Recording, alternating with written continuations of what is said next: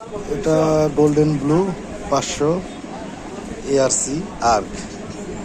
So এটার কাজ করলাম। এই হচ্ছে motherboard.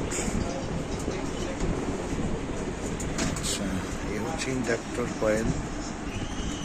So inductor coil output resistance হয়ে সরাসরি আউটপুট আরেকটা চলে গেল পাশের ডায়োডে, আর ইন্ডাক্টরের ইনপুট চলে আসলো সিডি প্লাস এই আইজিবিটিতে।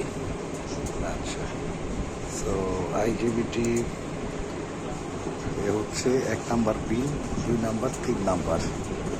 আচ্ছা, তো এ হচ্ছে রেকটিফায়ার, পজিটিভ প্লাস নেগেটিভ।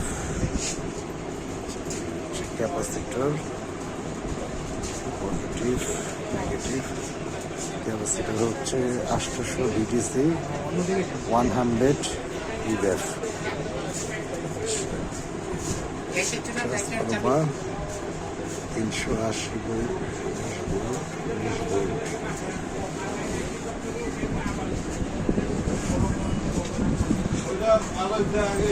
ইন্ডাক্টরের আরেক পয়েন্ট,